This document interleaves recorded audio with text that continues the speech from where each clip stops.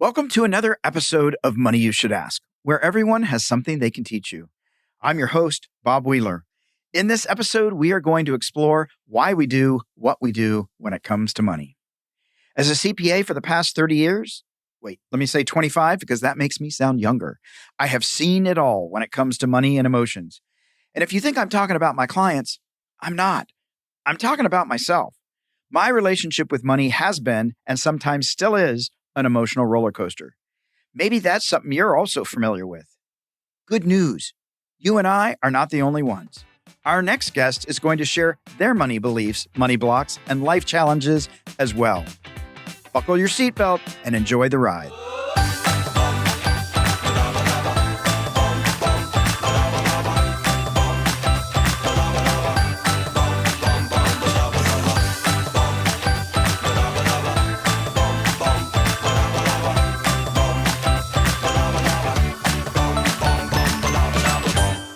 Our next guest, Aaron Nannini, is the founder of CashUncomplicated.com.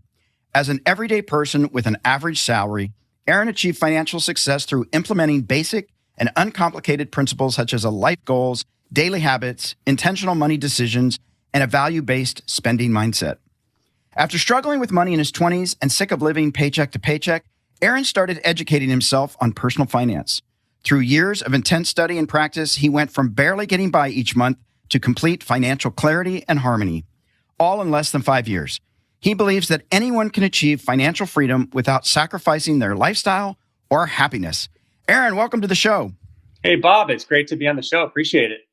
Yeah, now, so I want to start off with you wrote a book, Cash Uncomplicated, which for a lot of people, that's probably lets them relax right there because people hear money and they panic. So tell me a little bit about why you decided to write this book and why it doesn't have to be complicated.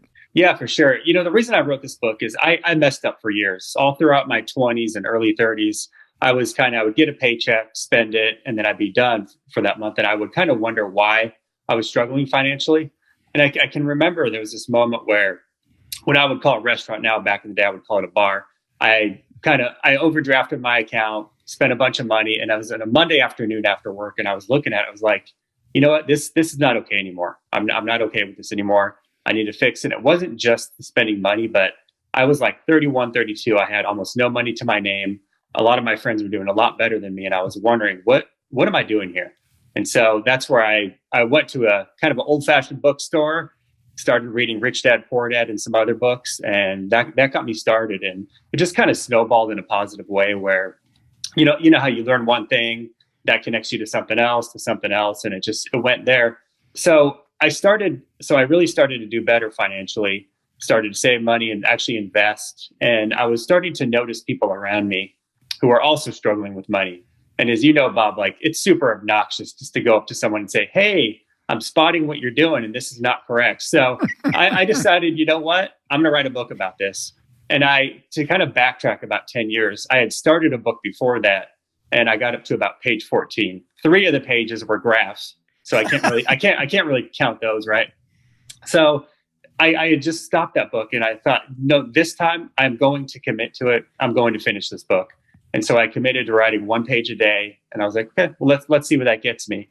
That got me to a complete book, and then I got to the editing process. I was like, oh man, this is a whole nother mess. So I got a really good editor, cut out some things, added some more things, kind of made it a polished diamond. And that's where I am today. Well, that sounds awesome. And I want to reflect back on something that I want to reiterate for our listeners. You said you messed up a lot. Yep. And it's so important for people to hear that. People see sometimes successful people, and I think you talk about this a little bit too, and look and go, oh my God, they're successful. Wow, they've always had it easy. Oh my gosh, I wished I had a silver spoon. Well, maybe that's not what happened. Or maybe you're just catching a snapshot. And most of us, if we're willing to admit it, have messed up. So can you just touch on that a little bit more? Because I know there's so many people out there that have shame around their failures.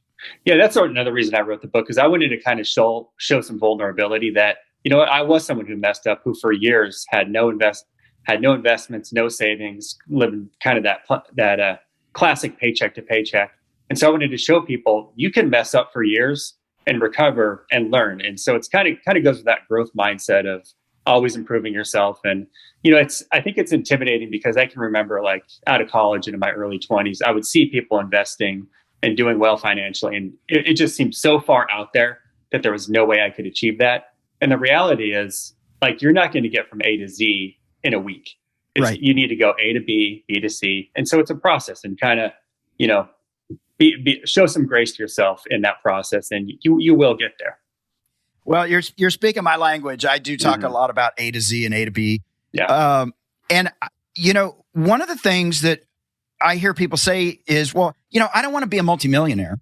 I don't want to own 22 properties.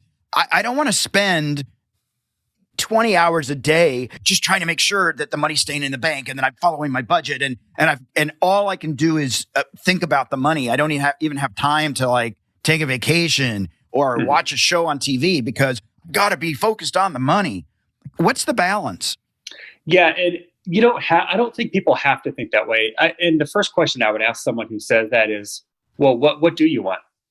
And I would kind of pause. And I find that when you ask a question like that, there's a long pause and you can kind of see the wheels turning, and they're like, well, I don't know what I want. I know I don't want to be a multimillionaire. I don't want, as you said, the 22 properties, but I do want to be able to take a vacation with my family for a month in the summer, or I want to go skiing in the wintertime, or whatever it may be. And so once you can clarify those values, I think that really helps you break down exactly what you do want. And then you can work towards that goal. Because a lot of people find, they don't necessarily want to be a multimillionaire, but they do want to have some money in the bank, and they want to have that freedom. They want to have the ability to be in a job that they like or have some purpose in their life. So that's why I actually started my book. I'm glad you brought that up, Bob, with value-based spending and writing down what those values are. Because I think once you get clear on the values, your money decisions will follow a little more naturally, and it makes more sense. Yeah, I do think that is so important, because if I'm saying that I want to take a vacation or I'm saving for a house, if I'm trying to think about, should I buy this extra beer? Should I go off budget on my grocery list? Then I can stop and say, wait a minute, is this in service to what I say that I want? Yep. And so it helps keep us in a way, and I don't know if you agree with this, but I feel like it helps keep us in integrity with what we say we want. I 100% agree. I think I love the way you phrase that, kind of integrity with, the way that you're spending. Yeah. It's so important. And it doesn't mean that if you misstep or you do something wrong that you have to take yourself out and, beat yourself up. For me, there's a bit of compassion here for ourselves when we're going through this process, because it's not an easy process to undo and unlearn years and years of socialization, money beliefs, a mindset that didn't serve us. Now, did you have brothers and sisters? I've got one sister, and then I lived with both my parents growing up, and we kind of came from a middle to upper class background. I was very fortunate where my dad made good money and we were able to live comfortably. So I'm not one of those stories of, looking for the next meal. So I kind of went in reverse, where I started with a good financial background with my upbringing, and then somehow I blew it in my late teen and 20s, and then I recovered and got a lot better. And did your parents talk a lot about money when you were a kid? Did they tell you to save your money? Did they tell you to be thrifty, or what were the messages you got? Not a lot. The most my parents talked about money was more, if you want something, you need to save and buy it. So I can remember, like, I'm a huge sports fan, so I would want these old school. Remember those old school starter jackets? And so I wanted a starter jacket for my favorite football, basketball, baseball team. And so the mission was basically, okay, do your chores, save your money, then you can go buy it. And so that's the mindset I took. But when I learned in my later years is, okay, earn your money, but then go invest it, and invest as much as you can. And then you can use some of that money from investment. So that piece wasn't covered, but they did a good job as far as telling me, go out and earn it, which I think is great advice for everyone. And then you can kind of get what you want. And do you, looking back, and maybe it wasn't really obvious and maybe it didn't happen, are you aware of any differences in the way that your parents talk to you about money and the way they talk to your sister about money in terms of gender? That's a really good question. I'm trying to think about that, and I don't think so. I feel like it was pretty similar, because I know, like, my sister would get some things and my parents would give a similar message, but That's a great question. I probably have to think more about that. And maybe in like 2 days, I'm going to call you and say, "Hey, Bob, got some clarity here." But yeah, I don't recall that. Yeah. So let me ask you this. So you took about 5 years to really have this shift of the mindset. Mm-hmm. And that's really talking about going from A to B to C to D. Mm-hmm. And Rich Dad, Poor Dad, fantastic book. It's a starter book for anybody. Yeah. It really gives such clarity. So I can't recommend that book enough. Mm-hmm. I think it's really helpful. But how do you stay on course? In other words, you got married, you've got mm-hmm. kids, and maybe you did all this before then, but like, talk us through that a little bit, because I know there's people out there saying, well, I only have 4 hours at the end of my day, mm-hmm. And I'm tired. Yeah. Yeah. It's funny you mentioned that, because most people say when they have kids, sometimes their finances will fall off the cliff. And for me, it was almost opposite. The moment that I had kids, it was I was starting to beginning point of my financial journey. And so my finances actually got better with that. And part of that might have been getting a promotion, a job, or just learning more. But, as far as like the amount of hours in a day, we have more than we think. So if anyone commutes to work, like that's an opportunity. Listen to your podcast, Bob. That's like a half hour, 45 minutes right there where you can kind of get that knowledge. And that's even before you get to work. So there's little hacks like that. And then there's audiobooks. There's a variety of things. You don't have to study for like 3 or 4 hours a day. I mean, you have to live your life. You have to do other things. There's other responsibilities, social life. There's practices for your kids and all those things. So like, I would never ask someone to spend all that time. It's just more look at your day and analyze it. Where can you fit that in and go from there? Yeah. And I think it's so important, even if you don't read the books initially, get it on the radar. So for me, I'm a CPA. I'm out there giving other people advice, but not following it myself. Right. Right. Because I'm an exception and I'm going to beat the system somehow. Sure. Right. I have a special power, but what I did to start getting ready for this transition was I went out and I bought like 20 or 30 books, mm-hmm. and I had them on my nightstand. I had them in I just had books all around me. I kept going, I don't want to read that. I don't so I could just feel my resistance mm-hmm. to I know better, right. and actually forcing myself to start to be open. Oh, wow, there's some other ways to look at this other than the way that I'm doing it, which isn't quite working. For sure. Yeah. No, I hear you. And one thing that I did for myself, and this may not work for everyone, but I write down what I need to do every day. And so part of my day is to read for a half hour. And that's just something I've kind of ingrained in my day. And it's natural to me. And it doesn't feel like I'm pressing. And it actually kind of calms me down to read. And it's funny. I had never, after college, I was like, okay, kind of done with reading. I probably went 10 to 15 years of barely even picking up a book. And then it's funny, once I started to read again, my finances did turn around, and as well as other things in my life. So I think that reading is a big thing. It's kind of overlooked these days. It's like, well, there's YouTube videos, there's different things, and those are great supplements, but there's nothing like getting into a good book and really analyzing those details and what the author's saying. Yeah, I think reading is so important. And it's interesting. I don't know what time you get up and start your day. Mm-hmm. Typically, although I've let it slide a little bit, I typically get up around 5:30 and I go walk the dog for an hour. And then I come back, I do a little workout. I do some reading. I do some meditation. I try and get all that stuff done. So by 9 o'clock, I've knocked out so much stuff that no matter what distractions come the rest of the day, I've done my duties. Yeah. Well, you've got your biggest wins already. And it's funny, I'm the same time as you. I'm like, I set my alarm for 5:27 for some reason. I've always done odd times like that, but 5:30, that's a great time because it's like the sun hasn't risen yet. You get ahead of the day. And it reminds me, there's this book by Brian Tracy, Eat That Frog. And one of the premises to do the hardest thing first in your day. And once you do that, as you said, by 9 o'clock, you've won the day already. Yeah. And whatever happens after that is almost gravy. Yeah. And it's, I know some people say, well, everybody else gets more hours in the day than I do. Nah, we don't. Yeah, no. We have to plan it. And I think it is so important. I do list out all my stuff. I probably have 20 notepads with a list and a list. And then I sometimes, I didn't get that. I have to rewrite it down. But for me, writing it down, and I don't know how you feel about this, but for me, there's actually a relationship between my mind and writing something down. When I studied in high school and college, like I actually aced Latin because I would write out the assignment 4 times before the test. And so then when the test came, I just went, oh yeah, I know this, da, da, da, da. And it was just, it was natural. So I don't know how you feel about any relationship between mind and writing things down. Yeah, I 1,000% agree. And there's actually been studies on this that old-fashioned pen to paper is what makes that difference. And one of my theories for why that's the case is when you've got an idea in your head, it's just in your mind, and like you haven't shared it with anyone.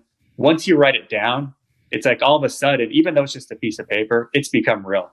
And when it becomes real, like you have to do it. So if you don't do it, you're looking at that paper all day and like, well, why haven't I done my writing? How come I haven't done my meditation? What about that exercise? And it becomes real. And then there's also a huge power. I'm not sure how you do it, Bob, but I like to check it off when I'm done because I kind of get satisfaction making that check mark, and it feels like a victory right there. Yeah, absolutely. Well, I draw a small line through it sometimes, and sometimes I check it. And then if I did an accomplishment, a big 0 around it to remind me incomplete. That's for tomorrow or later tonight.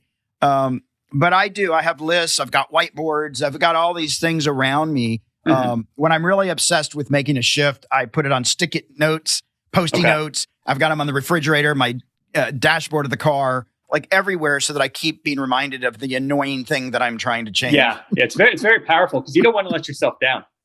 Like if you don't do it, you're lying to yourself. You're saying, I made a commitment to do this, and for whatever reason, I didn't do it. Absolutely. Do you journal, or did you journal, and the importance of that? I don't journal. I hear a lot of people who say they do, and I've kind of thought about that's something I should do. I just really haven't, but I'm not opposed to it. Or I can remember there was one time I journaled. I studied abroad in college, and so for those 2 months, I kept a journal. It was cool, and I'll still go look back on that now and then. But it's not a habit that I've really taken on. Yeah, and I'm glad that you mentioned that, because I do think it's important for people listening. Find your own path. Find your own way to get there. Yeah. Don't do I should.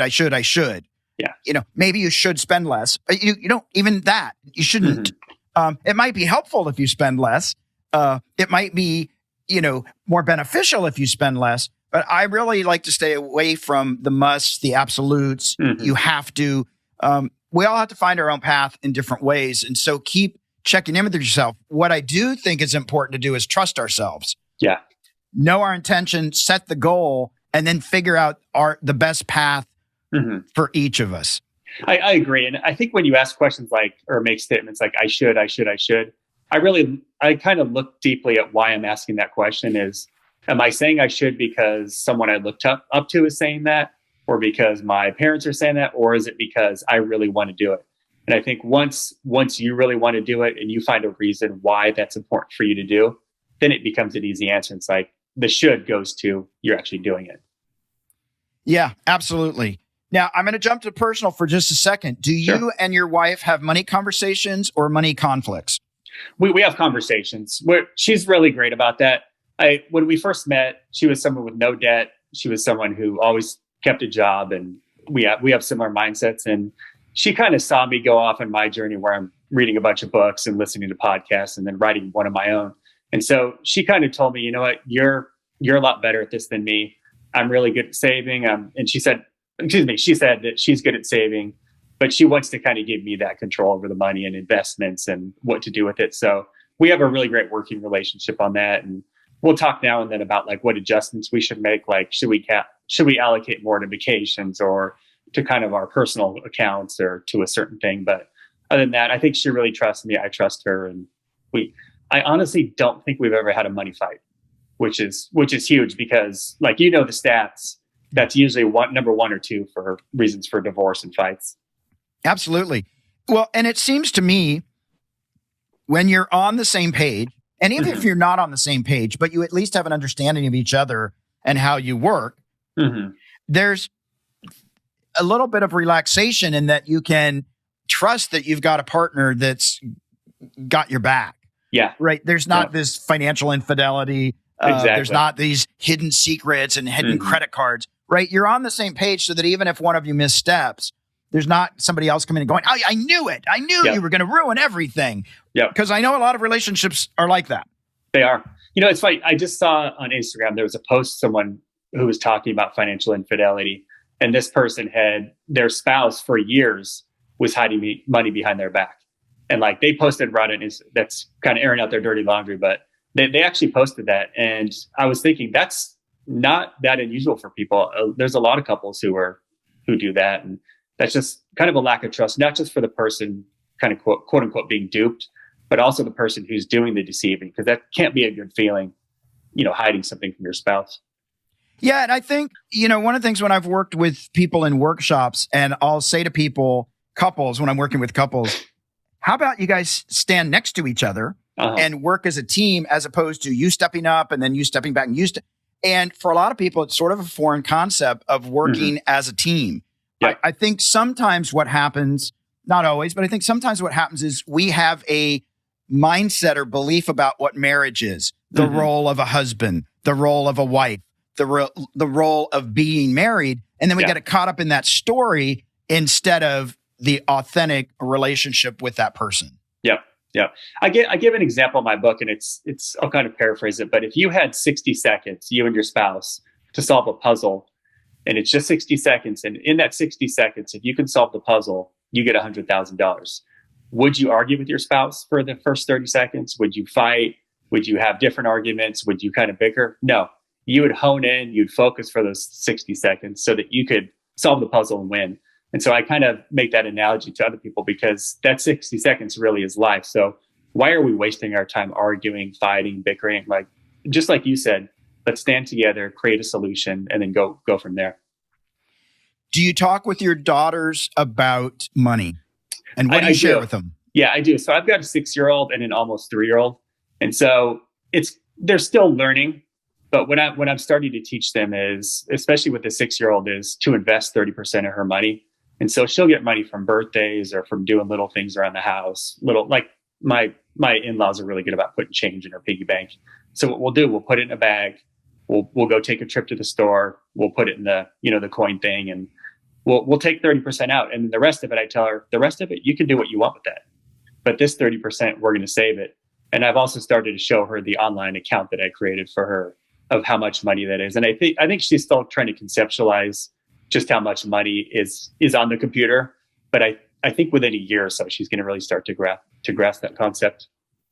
Now, is her piggy bank clear, or is it is it see-through, or is it solid? It's a solid old school piggy bank. Another thing I was going to mention is, one thing that's been great about writing the book is she sees the book on the bookshelf, and she'll point, both her and my 3-year-old will point, and they're like, "That's Daddy's book," or they'll see my email and they'll see my picture on that, and they're like, "Hey, that's Daddy." So I think it's really important, not just the money conversation, but to see Mom and Dad doing really good things. Like my wife's running a half marathon tomorrow. Awesome. And so my kids have seen her go out and train. They see her in her workout gear. And so that's just part of their routine. It's like, well, Mommy and Daddy do these really great things. And so I think it's so critical that they can see that, because kids don't learn from us telling them. It's more by the way we lead them and by our examples. And how do you find, with all that you have going on, because I see this with parents, they've got so much going on and they don't always have the patience to sit with their kids or model a good behavior because they're feeling so overwhelmed. And is there a piece of advice, and I'm putting you on the spot here, but for people to be able to stop, take a breath, and how to catch themselves in that moment? There has to have been a moment or two where you got frustrated with the kid. Sure. Yeah. And I think that's hard. And I don't want to put out an illusion that I'm some perfect parent. I do all these right things. I make a lot of mistakes as a parent, but one thing that I really do is try to take my own interests and express those to both my daughters and try to help them with understanding some of that. And I find when I'm teaching something that I'm passionate about, they can kind of see that enthusiasm. And then the second part is kind of like what we alluded to earlier, is just leading by example and demonstrating to the girls how to have a money conversation, how two parents respectfully speak to each other, like not arguing in front of them, things like that. So it's kind of a long-winded answer to your question, but I think it's a work in progress. Like we should all be better parents 2 years from now than we were 2 years ago. And it's that, again, it goes to that growth mindset and learning and like realizing we're going to make mistakes as parents, but learn from it, move on, and go from there. So besides wanting to finish the book because it was a goal and you wanted to see it through, and besides wanting to tell people how to change their behaviors because you've noticed it, and not wanting to get like punched out, right? What were the other reasons that it felt important to really put this out there and share your story? Because, some people can say, there's somebody out there right now that might have a story and say, well, I can't really share that story because 10 other people have told a sort of similar story, but every story is unique and there's power in numbers. So why was it important to you? Yeah, I would say probably the number one reason is, especially with my daughters getting older, I wanted to leave a legacy. So I wanted to have a book where they could actually physically see something that Dad wrote, whether that's a year from now, 2 years from now, or in 60 years when I'm long gone. I wanted them to see that. And then the other thing is, there's kind of that power in when you write something and you do something like that, that's your legacy. And so that was a critical piece for me too. And I know what you had kind of a second part of that question. What was that? Well, just, I wanted to know, why it was important, because there are people out there saying, well, I've got a similar story. That's right. Yeah, that's what it was. So, and I do think, there's a lot of similar messages. There's a lot of personal finance experts with very similar messages. But like you said, Bob, when you put your personal spin on it and your personal touch, you frame that story in a different way for people. So a message from Dave Ramsey or from someone else who is very well known, maybe that's not resonating as much with one person. But when you say it, where Bob, you're the CPA and you've got a different perspective and maybe a different way of storytelling, maybe that's going to resonate with one person more than hearing it from someone who's a little more famous. So I think there's a piece of that too, because most of this information is recycled info. I mean, if you look at like even some of the greatest personal development people, they're taking ideas from Socrates and from Aristotle. Like this is nothing new. And right. A lot of ideas from Jim Rohn. There's so much out there. So it's about putting your personal spin on it. And then there's that old adage, when you teach something, you're the one who benefits more than anyone. Yeah. And so that's a huge thing too, is like, I've written some blog posts and when I'm writing, I kind of realize as I'm writing, you know what, I'm being a little hypocritical here because the information I'm giving is not exactly what I've been doing. And so I'll adjust my behavior to fit that. Because I don't, like you said, I don't want to have that feeling of being a hypocrite or, not practicing what I preach. Yeah. I mean, for me, it's so much about that self-awareness, being really intentional, being conscious in our story so that we can make those fine-tune adjustments when we realize, our messaging's a little off from what we're actually doing. Exactly. Yeah. Let me clean that up real quick. Yeah. And when you write something down, like in a post or a book, like you better follow that. You better follow that too, because it's going to feel bad if, number one, you know yourself, but when other people see it, like, didn't you say in your book not to do that? Like, you're right. Sorry. Oh, I'm the exception again. Oh, I've got this under control. Don't worry about me. Yeah. That's the old adage, do as I say, not as I do, that I learned from my parents. So God bless them. Well, Aaron, we are at the Fast Five. Okay. Fast Five, which is brought to you by Acorns, is an app that helps you invest your spare change. It's a great little app, and it's a great way, even if you're only saving 50 cents, it's a great way to start to cultivate a habit. And I think you might agree that creating habits, creating consistency is way more important than the actual dollar amount initially. Yeah, I agree. It's funny. I mean, I'm sure you read it, but Atomic Habits, that was like one of the most influential books for me. Is just some of the information that author gives in the book was like, oh my gosh. And it put some things that I used to think about into words. And then it also brought up some new ideas for me. And it's like, that book is just, man, that was a game changer for me. Yeah. There's so much information out there. It's so important to absorb it all up, sponge it up. Yeah. All right. Well, I'm going to run through these Fast Five. There's no right or wrong answer, but do you choose to give your kids an allowance? Right now we don't, but that's because they're really young, but that's going to change as they get a little older. And I think allowance too is a great way to kind of kind of, no pun intended, to piggyback on that. So when you get the allowance, then teach about investing and what money you can allocate, what you can save. Yeah. Awesome. If you could undo one financial decision you made in the last year, what would it be? Ooh, the last year. I would say probably I should have invested more, especially in real estate. I've got a few rental properties that I knew when that pandemic was starting, I should get more. And I didn't do it. You didn't follow your gut. You didn't follow my gut. And it's probably a couple $100,000 mistake, right? It's a couple $100,000 among friends. No big deal. Yeah, no big deal. What have you learned about life from having kids? Oh man, it's really to be humble. It's so easy to judge other people with kids when they're in the mall and they're screaming, or they're at the store screaming. You're like, well, why can't you get your kids under control? And I've learned you really have to be humble. Sometimes kids do things that you didn't teach them and you didn't want them to do, but they did it. And so you have to make a new teachable moment. So it's definitely been humbling for me. Do you think there's such a thing as good debt? I do. I think leverage debt that you're putting into income producing assets. So as an example, a real estate investment where you have some debt there because the tenant's paying that and you have so many other benefits. What I hate is consumer debt. And that's one thing I definitely avoid. And I would recommend to other people to avoid consumer debt. And I just think, like, if you can get consumer debt out of the way, you create this massive, great financial foundation where you can do more creative things. Absolutely. Consumer debt, man, you're paying 18, 20, like crazy. I'm amazed at how many people, when I ask them how much they're paying in interest, they have no idea. I'm like, it's on the statement. Yep. Oh my gosh. So, what's funny to me is people will go to the store and they won't buy an apple because it's 25 cents more this week than last week when it was on sale. Yet, just like you said, they'll pay 18% interest, hundreds of dollars, and not bad an eyelash. Yeah. And I would say, if you're still going to have consumer debt, please don't spend it on groceries. Don't spend it on, at least it's on a TV or something. But I would agree. Right. Consumer debt, man, they have you. Yep. Do you have any spending habits you wish you didn't have? Sometimes I think I can be a little too frugal, and that's something I've really had to work hard on. It's the advice I gave in the first chapter of my book is that value-based spending. So I really focus, if I'm ever not wanting to spend some, a dollar here or there, I look at, okay, what are my values? And then if spending does align with my values, I go ahead and spend it. So I have to kind of untrain myself a little bit there. Yeah. Probably the opposite of most people, but yeah, I can relate. Yeah.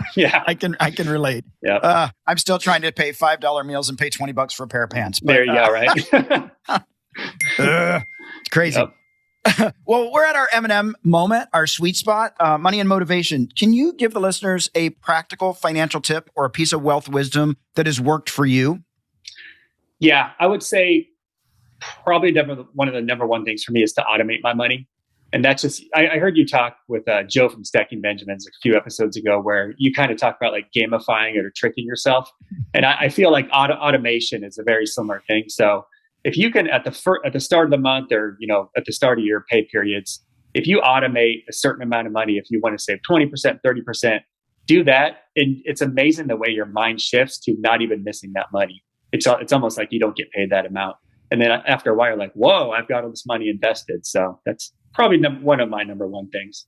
Yeah, I can't stress that enough. Automation really takes it out of your hands. It does. It because we mentally, if we see it in the bank account, I can't. But if it's just gone, yeah, yeah, that went into my savings account. Okay, yep, all right, exactly. And I'm still alive and I'm still eating, right? So yeah, absolutely. Yeah.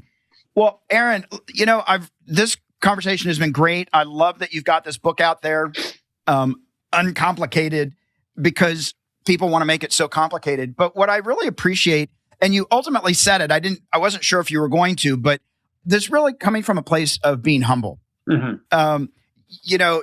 In writing the book, you could have run around to people and said, you know what you're doing wrong. I could fix it. No, you know what? I think I'll be quiet. Watching other people have their kids have meltdowns and going, wait, you know what? Let me. Yeah. I think that is such an important component in this whole journey. I get humbled all the time, and for me, my mantra is humbled and grateful because I've traveled the world and I see what's out there. And I'm so blessed, even in my sad little story of, I don't have this and that. Like truly, to be able to be humbled and not think that I've got it all dialed in and not think I know everything and not come from a place of, hey, look at me. Let me tell you how to live your life.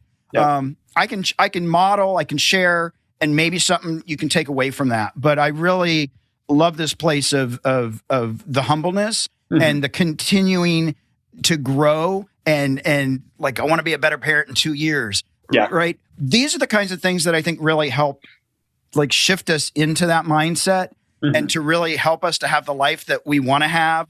And we don't have to be multi-millionaires. We don't have to read 4 hours a night, but we can make these incremental shifts to get us from A to B, get to C, C to D, and stop trying to get there without doing the work. The way you said, doing the work is so critical. Like I could not have said that better. You got to do the work. You got to show up. There's no shortcut there. Yeah. You don't have to work 24/7. And it's important to stay intentional, conscious, and really stay in integrity in your spending to really like, you can have it. And so I love that you're bringing in another perspective and another voice about really shifting and really offering people some tools to have the life that they say they want. For sure. Yeah. I appreciate that. Where can people find you on social media? Where can they find you online? And where can they find your book? Yeah, the best place to find me is my website, cashuncomplicated.com. And so me being an uncomplicated person is I made my book title and my website the same thing. So hopefully that's easy for people to see. And then on Instagram, I'm also Cash Uncomplicated. And I'm on Facebook and some other forums. But my website's probably the best start. And there I've got links to buy my book and all that. And several free resources and different blog posts and all that. Great. Well, we will be sure to put all that in the show notes and we'll drive people there. I hope people will go out and buy your book, check you out, and hopefully they will learn to have a cash uncomplicated life. I appreciate it. So, I had a great time on the show, Bob. Appreciate all the questions and all the insight you gave. Well, thank you so much. It's been great. And I hope you have a great week. Yeah, you too. Take care.